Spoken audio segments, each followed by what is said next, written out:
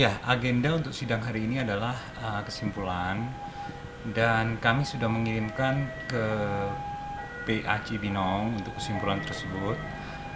Mengenai isi dari kesimpulan itu, ya itu adalah ringkasan dari agenda sidang yang telah kita lalui, terutama eh, penyangkalan masalah statement bahwasanya Aditya Zoni tidak memberikan em, nafkah ya. Sebagai contoh untuk bulan Januari aja di 2024 ini itu masuk, kita bisa membuktikan bahwasanya ada transfer dari pihak Aditya Zoni kepada Yasmin itu senilai 70 juta lebih. Itu di luar transfer-transfer kecil-kecil ya. Jadi itu transfer yang nilainya agak besar, kita jumlah totalnya dalam satu bulan itu 70 juta lebih lah. Untuk transferan ini rutin tiap bulan kan atau seperti itu? Ya selama ini rutin ya tiap bulan ya. Cuman memang kalau mengenai angka nilai itu kan fluktuatif ya, sesuai dengan kebutuhan aja ya. Cuman dalam hal ini sebenarnya Yasmin Aus sudah nusus ya, udah keluar dari rumah dengan tanpa pamit di bulan Desember 2023. Jadi apabila seorang istri keluar dari rumah tanpa pamit, suami tidak ada kewajiban untuk menafkahi sebenarnya. Nah, setelah di bulan Januari itu, lewat dari bulan Januari, karena janji Yasmin untuk kembali dia tidak kembali, maka Aditya Zoni mungkin dia nyetop dulu untuk ke Yasmin, tapi ke anak wallahu alam tetap sepertinya. Bang, sebelumnya kan di sidang terakhir kemarin Bang sempat mengatakan kalau Adit merasa ketakutan jika anaknya dibawa ke Malaysia gitu ya. Mungkin ketakutan seperti apa sih Bang yang dikhawatirkan Adit?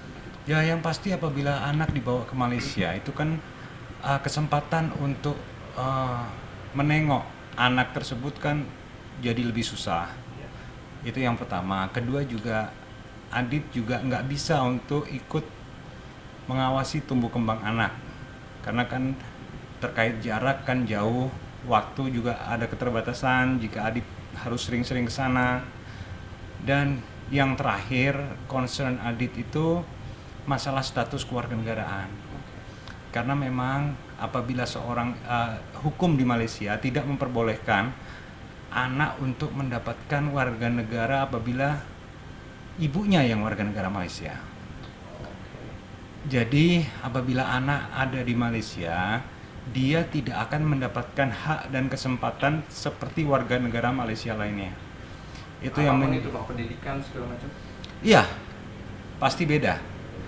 Antara warga negara asing dengan warga negara lokal di sana pasti beda. Sedangkan hukum di Malaysia tidak memperbolehkan anak ikut warga negara ibu jika ibunya yang warga negara Malaysia. Jadi apabila anak ini tinggal di Malaysia, yang pasti dia tidak mendapatkan kesempatan seperti layaknya seorang warga negara.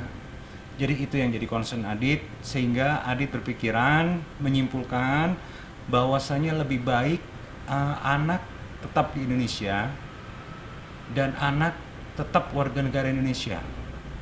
Dia mempertahankan itu ya, semoga insya Allah hakim mengerti hal tersebut dan menjadikan bahan pertimbangan utama, karena memang selain ada hal-hal lain lah yang bisa menguatkan Adit untuk mendapatkan hak asuh.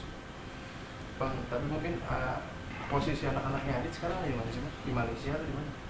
Sepengetahuan Aditya Zoni ada di Indonesia untuk saat ini. Oh, di Indonesia. Untuk saat ini sepengetahuan Aditya Zoni ada di Indonesia. Cuman memang beberapa waktu terakhir memang ada kesulitan untuk menjenguk ya. Kenapa Bang? Dipersulit sama Yasmin ya? Nah, saya kurang tahu pastinya. Cuman yang jelas ada kesulitan untuk menjenguk terakhir ini.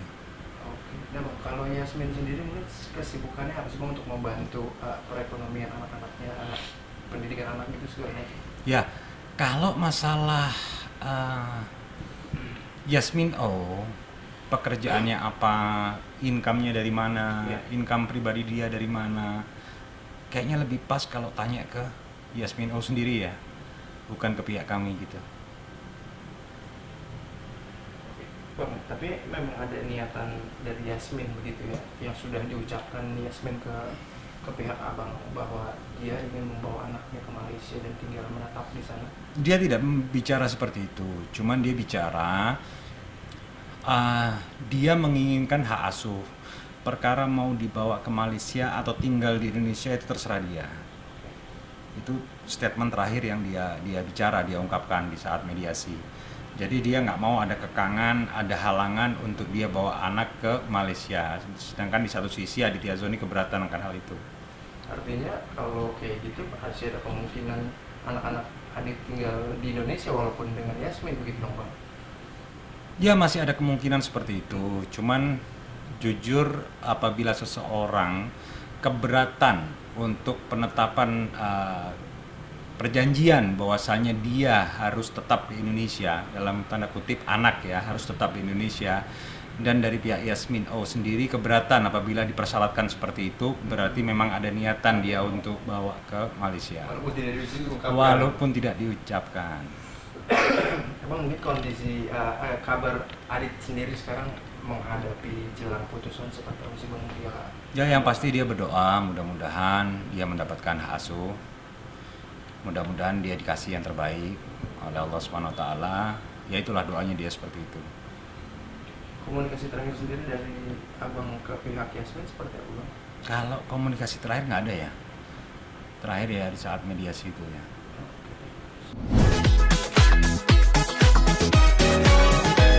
Audio Jungle.